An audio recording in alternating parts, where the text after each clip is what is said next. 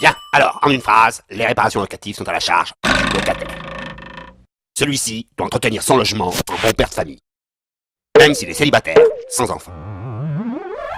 Bien, la liste des réparations est tellement longue qu'on dirait une liste de courses pour une famille de 12 personnes. Je m'en vais donc la réduire au strict minimum vital. Pour cela, je vais procéder à une évaluation des risques de détérioration couramment rencontrés dans la vie d'un locataire usant normalement du logement. Bien, au niveau de l'installation électrique, dans l'ordre, fusible, ampoule, prise de courant, interrupteur, lumière.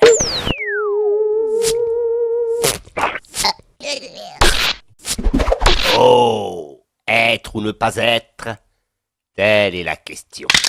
Oui, excusez-moi, je voudrais pas déranger, mais il y a des questions plus importantes.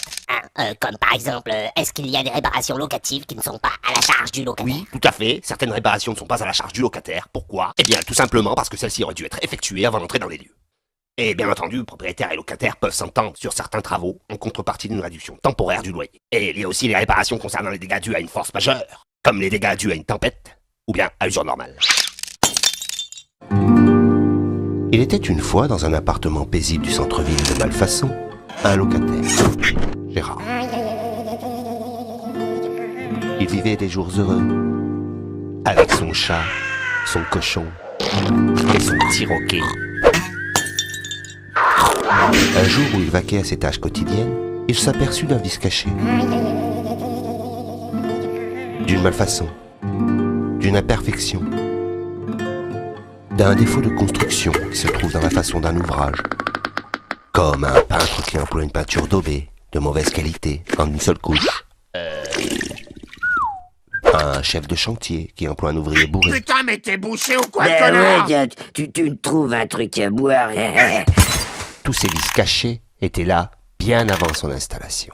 Eh bien Gérard, tu aurais dû être un peu plus vigilant quand tu as fait l'état des lieux d'entrée.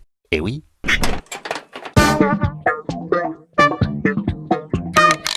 Je suis classé en différentes catégories, extérieures et intérieures. Je possède des sous-catégories, comme les murs, les sols, les menuiseries, la plomberie, l'électricité, le chauffage, le jardin privatif. Le détail de mon champ d'application s'étend du remplacement des bilames, pistons, membranes, boîtes à eau, nettoyage des graissages, remplacement notamment de boulons, clavettes, targettes, au maintien en état de propreté des menus raccords de peinture et tapisserie. De la remise en place ou du remplacement de quelques éléments, des matériaux de revêtement tels que faïence, mosaïque, matière plastique, je suis... les réparations locatives? Oui, bravo Gérard, et regardez ce que vous avez gagné. Eh bien, vous gagnez cette magnifique caisse à outils bien remplie qui vous servira peut-être à resserrer les boulons, démonter les targettes et qui sait peut-être entretenir votre logement. Et vous partirez les bras bien chargés puisque nous vous offrons aussi cette magnifique collection de vidéos animées aux éditions Urclage.